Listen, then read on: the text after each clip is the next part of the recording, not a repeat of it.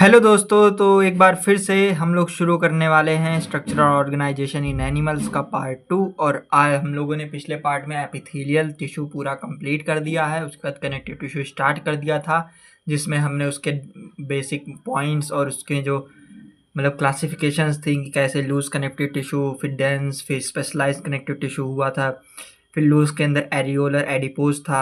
फिर उसके बाद डेंस के अंदर डेंस रेगुलर, डेंस इरेगुलर, और स्पेशलाइज्ड के अंदर स्केलेटल और फ्लूइड, और स्केलेटल के अंदर बोन्स और कार्टिलेज, और फ्लूइड के अंदर ब्लड और लिम्फ था। फिर उसके बाद हम लोग आज शुरू करते हैं एरियोलर टिश्यू के, जो कि एक लूज कनेक्टिव टिश्यू के अंदर आता है। अब इसके अगर लोग डायग्राम देखें अगर, तो डायग्राम्स के अंदर ये हमारे पास माइक्रोफेजेस हैं। उसके बाद फिर हमारे पास ये इलास्टिक फाइबर्स, ये कोलेजन फाइबर्स। उसके बाद ये हैं इयोसिनोफिल्स, ये प्लाज्मा बी सेल, ये है मास्ट सेल, और ये जो है ग्राउंड सब्सटेंसेस हैं। और उसके बाद फिर ब्लड वेसल्स भी होते हैं इनके अंदर, न्यूट्रोफिल्स होता है, एडिपोसाइट्स होते हैं, और उसके बाद फाइब्रोब्लास्ट सेल्स होती हैं। इससे ये फाइब्रोब्लास्ट सेल हैं। अभी इसके बारे में हम लोग देखते हैं हर एक सेल के बारे में। तो पहली सेल है फाइब्रोब्लास्ट सेल।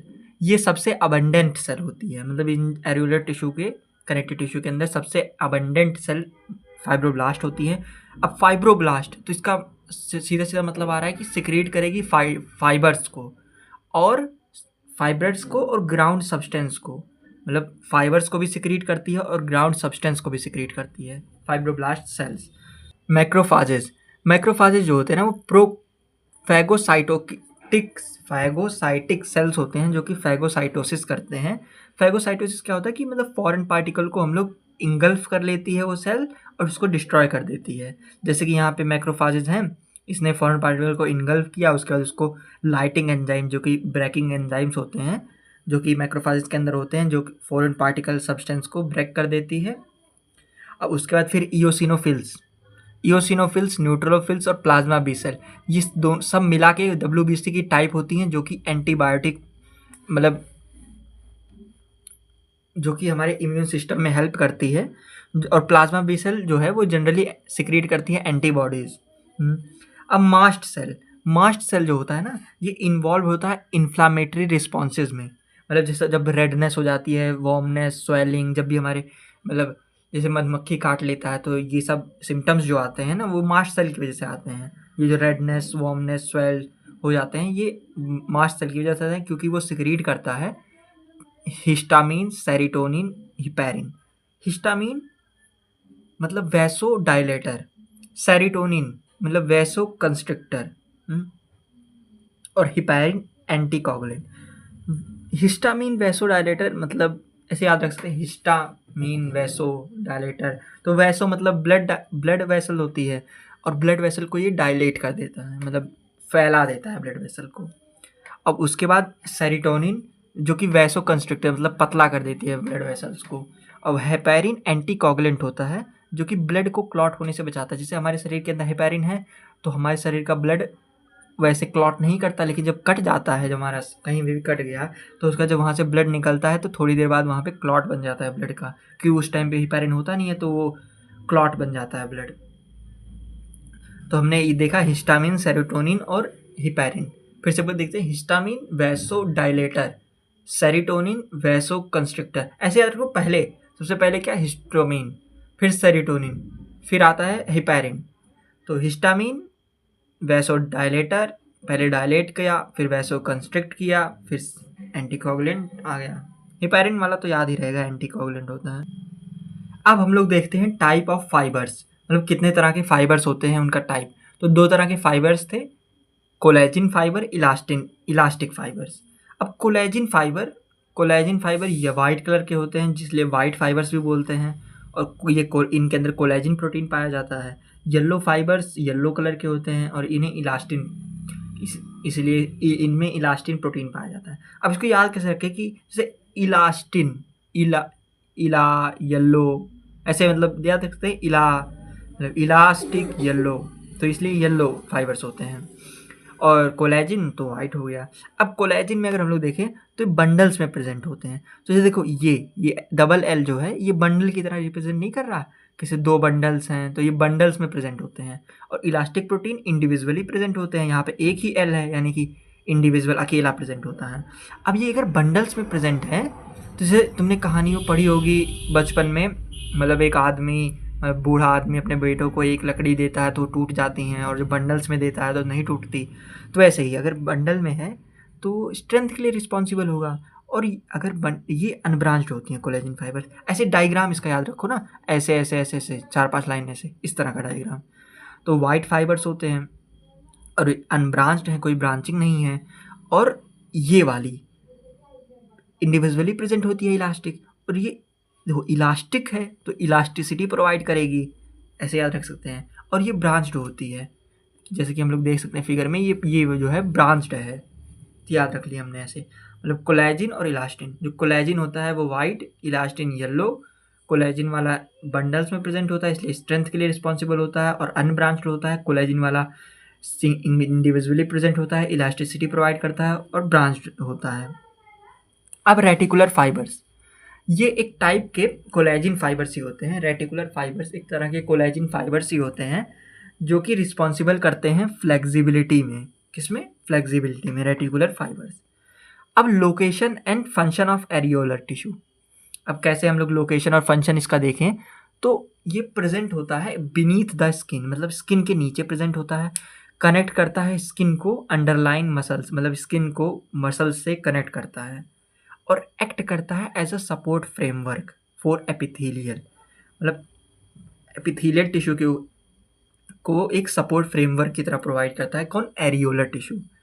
अब एपिथेलियल टिश्यू, जैसे ये ऊपर वाली एपिथेलियल है, नीचे बेसमेंट है, फिर एरियोलर, तो ये सपोर्ट फ्रेमवर्क प्रोवाइड कर रहा है एपिथेलियल टिश्यू को।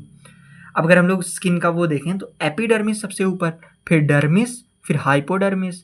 तो एपिडर्मिस और डर्मिस मिला के स्किन बनाती है, और हाइपोडर्मिस मिलके एरियोलर कनेक्टिव टिश्यू, हाइपोडर्मिस में एरियोलर कनेक्टिव टिश्यू होता है, और उसके नीचे फिर मसल्स आ जाती हैं।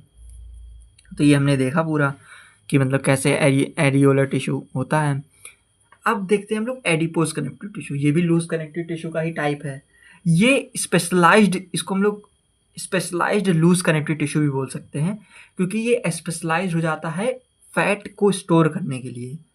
अब ऑल सेल्स, जो भी सेल्स एरियोलर में हमने पढ़े, फाइब्रोब्लास्ट, माइक्रोफाजेज, ये सारे वो इसमें सेम है, बस इनके अंदर अबंडेंट में एडिपोसाइट्स होते हैं। मतलब एडिपोसाइट्स कौन होते हैं? Fat storing sales.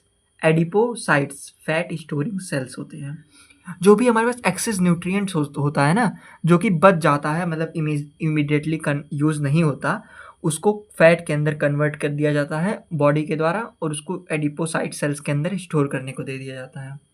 मतलब हमारे पास एडिपोसाइट फैट स्टोरिंग सेल्स है। जैसे ये फैट स्टोरिंग सेल है, ये फैट है, यहाँ पे आ गया, ये न्यूक्लियस एकदम साइड में आ गया और बीच में पूरा फैट। और फाइब्रोब्लास्ट ही, मतलब एक ऐसे याद रख सकते हैं कि फाइब्रोब्लास्ट ही मॉडिफाई होती है फैट को स्टोर करने के लिए, तब उसके बाद उसको एडिपोसाइट्स बोला जाता है। तो ये हमने देख लिया एडिपोसाइट्स को। अब आते हैं location and function of adipose tissue. तो ये भी स्किन के नीचे पाया जाता है। ये विसरल ऑर्गन्स के अराउंड होता है, और कशन, और मतलब एक्ट करता है एज अ कशन या फिर शॉक ऑब्जॉर्बर की तरह एक्ट करता है। फैट होता है इसके पास, तो ये शॉक ऑब्जॉर्बर की तरह एक्ट करता है। और कुछ एक्वाटिक एनिमल जैसे वेल हो गया, थिक लेयर ऑफ फैट पाया जाता है, जिसे हम लोग ब्लबर बोलते हैं। मतलब स्किन के नीचे पाया जाता है, जो कि इंसुलेशन में हेल्प करता है, जैसे हीट लॉस को प्रिवेंट करता है। अब उसके बाद हमने ये भी देख लिया, हमने एरियोलर एडिपोज दोनों देख लिए हैं। अब हम लोग आते हैं डेंस कनेक्टिव टिश्यू की ओर। डेंस कनेक्टिव टिश्यू जो होता है ना, उसमें मैट्रिक्स कम होती है। अब देखो लूज कनेक्टिव टिश्यू में मैट्रिक्स ज़्यादा था, तभी तो वो लूज था। अब मतलब पानी किसी चीज़ में बहुत ज़्यादा है तो उसको लूज बोलते हैं, और मैट्रिक्स को ही पानी समझ लो। लेकिन अगर किसी के अंदर डेंस है तो उसके अंदर पानी कम होगा, यानी मैट्रिक्स उनके अंदर कम होगा, और सेल्स और फाइबर्स जो होंगे वो कॉम्पैक्टली पैक होंगे, तभी तो डेंस कहलाएगा। तो कॉम्पैक्टली पैक्ड होंगे ग्राउंड सब्सटेंसेस में, तो सेल्स और फाइबर्स कॉम्पैक्टली पैक्ड हो गए। अब इसके अगर हम लोग टाइप्स की बात करें तो dense regular connective tissue, dense irregular connective tissue. इसका डायग्राम देख के क्लियरिटी हो जाएगी कि जैसे इसके अंदर ऐसे रेगुलरली सब कुछ अरेंज्ड है, मतलब फाइबर्स जो है कोलेजन और ये सारे फाइबर्स, और सेल्स ऐसे मतलब पैरेलली अरेंज होते हैं। सेल्स और फाइबर्स पैरेलली और यूनिफॉर्मली अरेंज्ड होते हैं, और डेंस इरेगुलर के अंदर कहीं पे भी कोई भी प्रेजेंट हो रहा है तो सेल्स और फाइबर्स, और इसके अंदर जो फाइबर्स होता है उसमें मोस्टली कोलेजिन होता है। ये ध्यान रखने वाली बात है कि जो डेंस इरेगुलर कनेक्टिव टिश्यू होता है ना, उसमें जो ज़्यादातर फाइबर्स कोलेजिन होते हैं और रैंडमली प्रेजेंट होते हैं। अब इसके अगर एग्जांपल की बात किया जाए तो डेंस रेगुलर कनेक्टिव टिश्यू जो होता है ना, तो टेंडिन और लिगामेंट्स, ये याद रखें, जो टेंडिन और लिगामेंट, टेंडन या फिर और लिगामेंट है ना, वो डेंस रेगुलर के अंदर आते हैं, और जो हमारा स्किन होता है ना, वो डेंस इरेगुलर कनेक्टिव टिश्यू के अंदर आता है। और वो भी स्किन का कौन सा पार्ट? डर्मिस वाला पार्ट। ऐसा मत सोचना कि स्किन को अब कंपाउंड एपिथेलियम बोला था, तो वो स्किन की आउटर लेयर थी जो एपिडर्मिस और डर्मिस मिल रही थी, लेकिन यहाँ पे कनेक्टिव टिश्यू है जो कि ब्लड वेसल्स मतलब ब्लड फ्लो वहाँ तक पहुँचाएगा। तो स्किन के अंदर ये भी तो कनेक्टिव टिश्यू भी पाया जाएगा, वो भी कौन से रीजन में? डर्मिस रीजन में। मैंने 4 रीजन बताए थे, एपिडर्मिस, डर्मिस, फिर हाइपोडर्मिस। तो एपिडर्मिस और डर्मिस में स्किन था, और हाइपोडर्मिस मतलब डर्मिस के अंदर यहाँ पे डेंस इरेगुलर कनेक्टिव टिश्यू आ जाएगा। तो यहाँ तक हमने देख लिया। अब इसके बाद हम लोग देखते हैं टेंडन और लिगामेंट क्या होते हैं। तो लिगामेंट जो होते हैं ना, वो बोन को बोन से जोड़ते हैं। इसमें कन्फ्यूज़न होता है बच्चों को, फिर हमें भी सबको कन्फ्यूज़न होता है। तो एक याद करो, कोई एक याद कर लो और दूसरा छोड़ दो उसको, बाद में तो पता चल ही जाएगा ये इसका है तो वो दूसरा होगा। जैसे लिगामेंट, तो लिगामेंट बोन टू बोन को जोड़ता है, ये याद रख सकते हैं हम लोग। तो बोन से बोन को लिगामेंट जोड़ता है, और टेंडन बोन टू मसल्स को जोड़ता है। फिर से एक बार, लिगामेंट जो होता है वो बोन को बोन से जोड़ता है, और टेंडन जो होता है वो बोन को मसल से जोड़ता है। अब एक्स्ट्रा टाइप में देख ले अगर हम लोग, तो एनसीईआरटी में नहीं है बट काम के हैं। तो सीडो स्ट्रेटिफाइड एपिथेलियम, मतलब ये लगता तो मल्टी सेलुलर है, लेकिन ये होता एक्चुअली यूनिसेलुलर ही है। इसके अंदर कोलुमिनार सेल्स, शॉर्ट और टॉल कोलुमिनार सेल्स पाए जाते हैं, तो ऐसा लगता है कि मल्टी सेलुलर है, लेकिन ऐसा नहीं होता। इसलिए इसको सीडो स्ट्रेटिफाइड एपिथेलियम बोलते हैं। सीडो का मतलब होता है फॉल्स, तो इसलिए इसको, क्योंकि फॉल्स कंपाउंड एपिथेलियम होता है, लगता है कि ढेर सारे लेयर्स हैं बट एक ही लेयर होती है। अब इसको हम लोग, ये पाया जाता है ट्रैकिया के अंदर। कहाँ पे? ट्रैकिया के अंदर। अब अगर हम लोग एक क्वेश्चन देखें कि कौन सा इसमें से exocrine gland, secretion of exocrine gland नहीं है इनमें से कौन? तो सीबम एक्सोक्राइन ग्लैंड की सिक्रीशन है। ट्रिप्सिन, ट्रिप्सिन एक डाइजेस्टिव एंजाइम होता है, वो भी एंजाइम तो एक्सोक्राइन की सिक्रीशन होती है। हार्मोन नहीं होती जो कि इंसुलिन है, तो इसलिए ये हमारे पास एक्सोक्राइन की सिक्रीशन नहीं है। अब आती है हमारी बात स्पेशलाइज्ड कनेक्टिव टिश्यू के अंदर। मतलब क्या स्पेशलाइज्ड कनेक्टिव टिश्यू? इसके अंदर पहले आता है स्केलेटल कनेक्टिव टिश्यू, जो कि बेसिक फ्रेमवर्क हमारे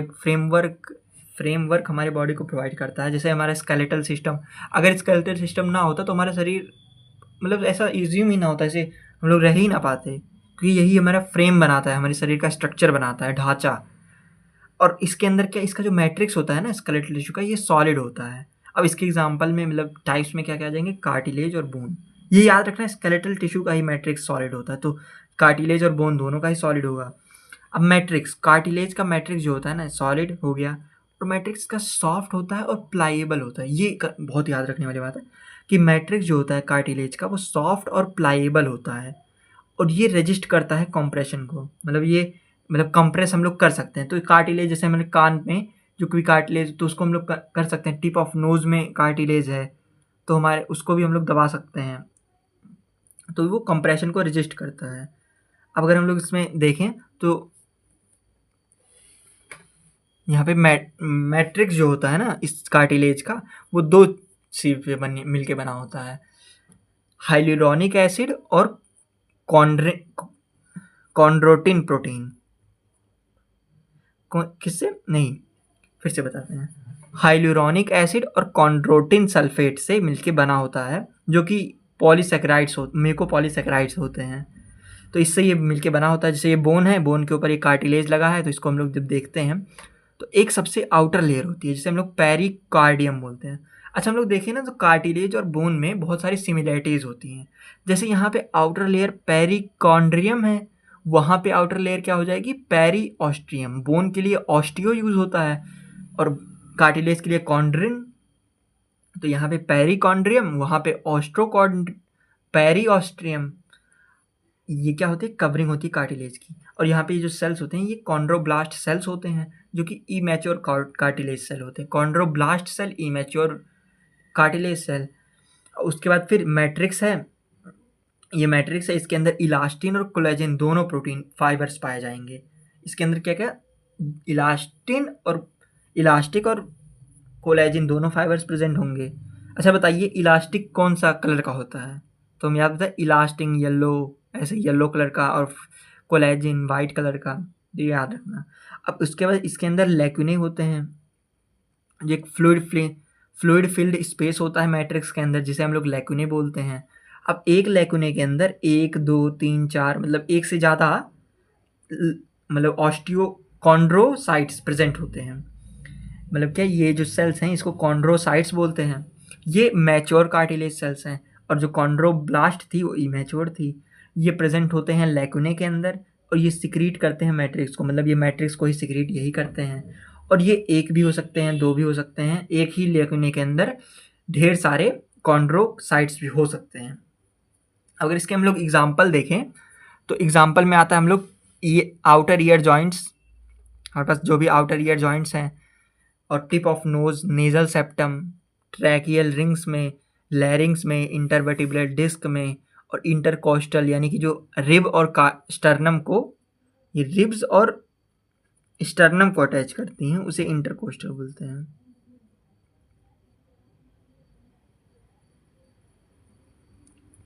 तो उसे इंटरकोस्टल या फिर कोस्टल कार्टिलेज बोलते हैं।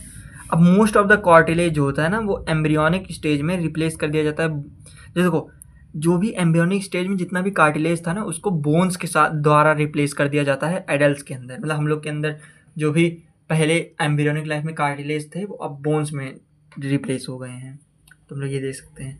तुमने देखा क्या कि इसके अंदर आउटर लेयर पेरिकॉन्ड्रियम थी, फिर उसके अंदर कॉन्ड्रोब्लास्ट सेल्स थी, फिर दोनों फाइबर्स थे, इलास्टिन और कोलेजिन, और एक लेक्यूने के अंदर ढेर सारे कॉन्ड्रोसाइट्स हो सकते थे इसके अंदर, और मैट्रिक्स जो है वो कॉन्ड्रोसाइट सिक्रीट करती थी।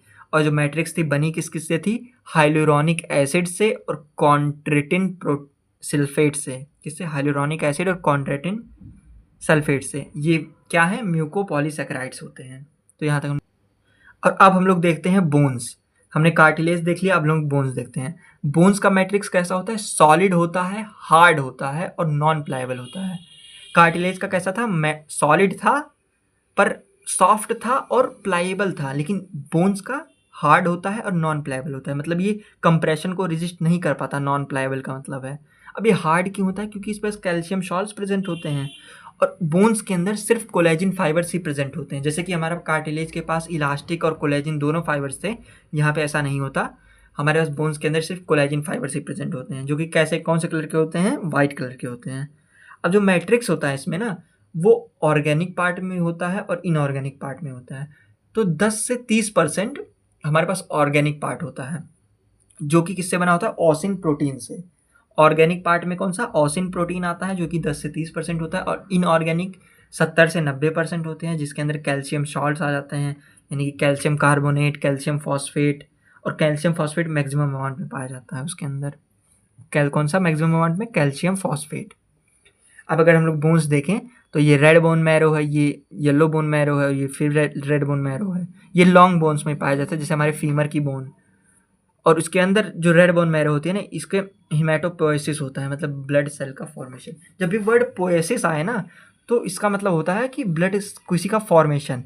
अगर क्लास्ट आए ना, जैसे ऑस्टियोक्लास्ट, तो ईटिंग होता है, मतलब सेल ईटिंग, मतलब जो ईट करते हैं सेल, उनको क्लास्ट से डिपेंड करते हैं। तो बायोलॉजी में टर्म्स को भी अगर हम लोग ध्यान देते तो हमें बहुत सारी चीज़ें पता चल जाती हैं।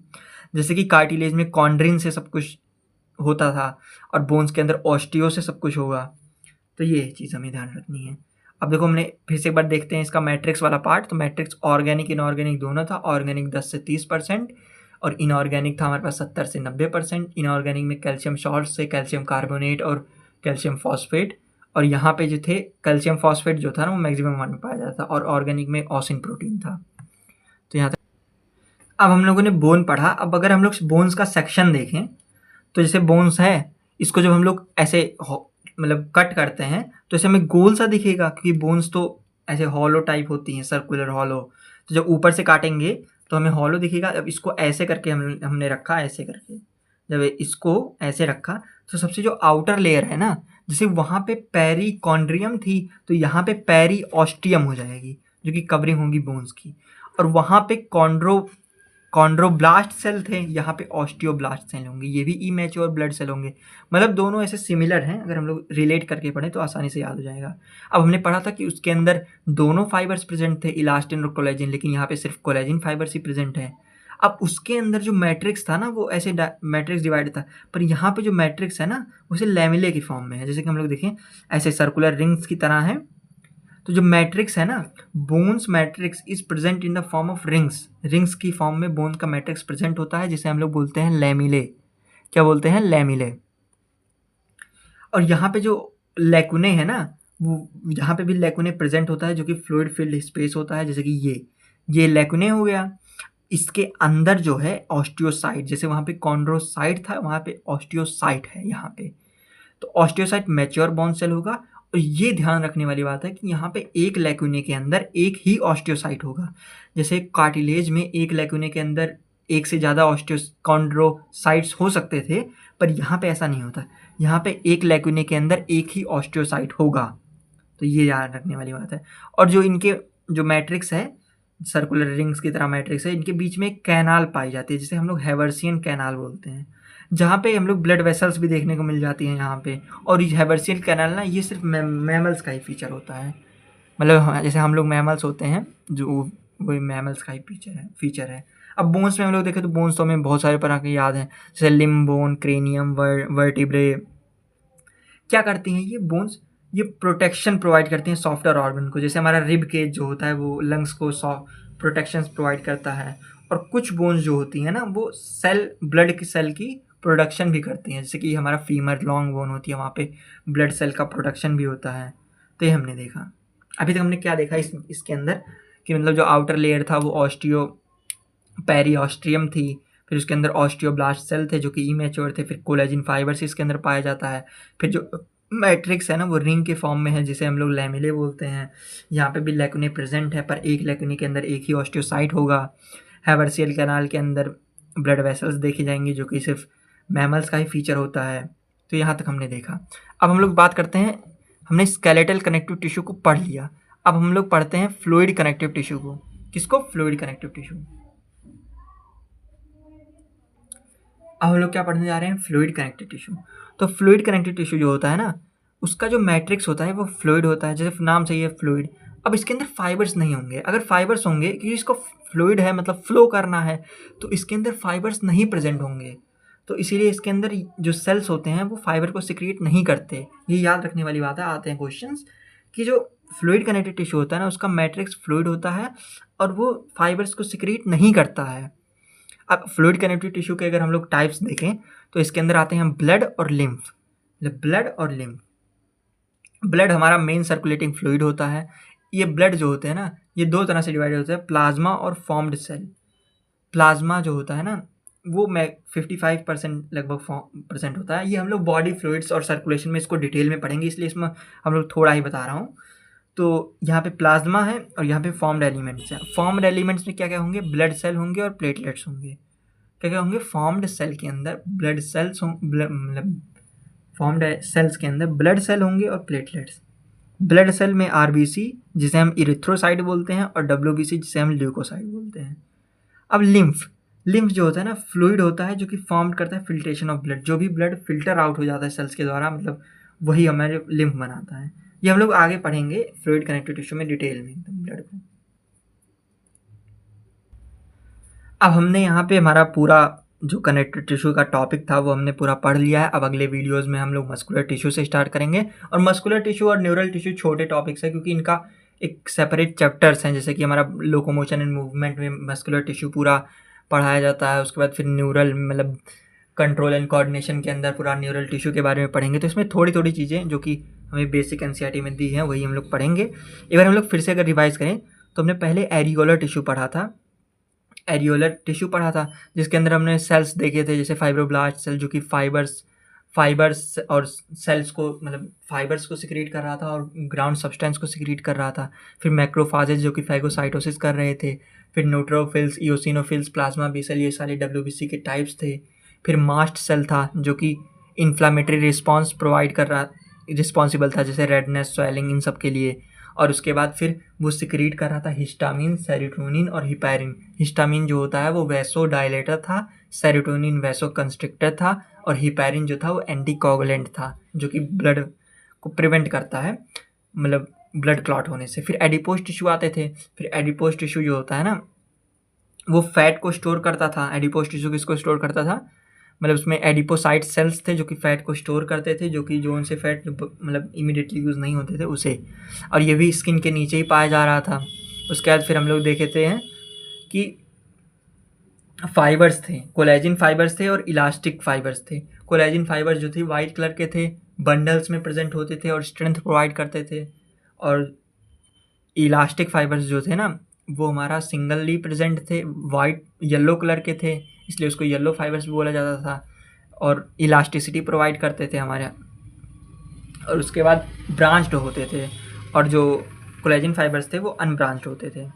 तो यहाँ तक हमने देखा था। उसके बाद फिर loose connective tissue, dense connective tissue आया था। डेंस कनेक्टिव टिश्यू में डेंस रेगुलर के अंदर आते थे टेंडन और लिगामेंट्स।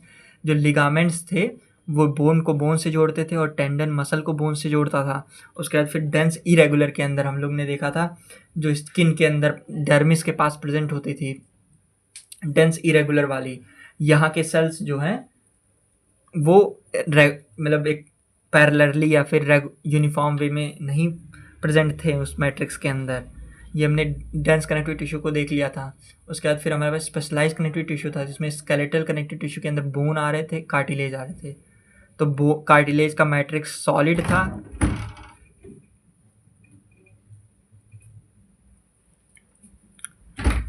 नहीं कार्टिलेज बंद कर, कितना हो गया, 27 मिनट 26 सेकंड। जो कार्टिलेज था उसका मैट्रिक्स सॉलिड था, सॉफ्ट था और प्लाइएबल था, मतलब कंप्रेशन को रेजिस्ट कर पा रहा था। और वहाँ के ऑस्टियो मतलब लैकुने में एक से ज़्यादा कॉन्ड्रोसाइट्स प्रेजेंट हो सकते थे, पर बोन में ऐसा नहीं था। बोन का मैट्रिक्स जो था वो सॉलिड था, हार्ड था और नॉन प्लाएबल था, मतलब वो कंप्रेशन को रेजिस्ट नहीं कर सकता था। और यहाँ पे इसके लैकुने में, बोन के लैकुने में एक ही ऑस्टियोसाइट प्रेजेंट हो सकता था। हैवर्सियन कैनाल भी बोन्स में पाई जा रही थी, जो कि मैमल्स का फीचर होता है। बस ऐसे ही हमने फ्लूइड कनेक्टिव टिश्यू तक पढ़ लिया था, जिसके अंदर ब्लड और लिम्फ आते हैं, जो कि हम लोग डिटेल में पढ़ेंगे आगे वाले चैप्टर्स में। तो अगर आपको वीडियो अच्छा लगा हो तो कमेंट करके ज़रूर बताइएगा। और तब तक के लिए हम लोग आते हैं इस बार मस्कुलर टिश्यू को लेके। उसके बाद मस्कुलर न्यूरल, मतलब इसमें इस चैप्टर के बाद टिश्यू का जो पूरा है, अगले वीडियो में पूरा टिश्यू ख़त्म कर देंगे। उसके बाद हम लोग पढ़ेंगे फ्रॉग और कॉकरोच को, जो कि आगे आने वाली वीडियोज़ में मिलेगा। तो इसलिए सब्सक्राइब कर लीजिए चैनल को। ठीक है, फिर मिलते हैं आपको नेक्स्ट वीडियो में। Thank you, okay bye.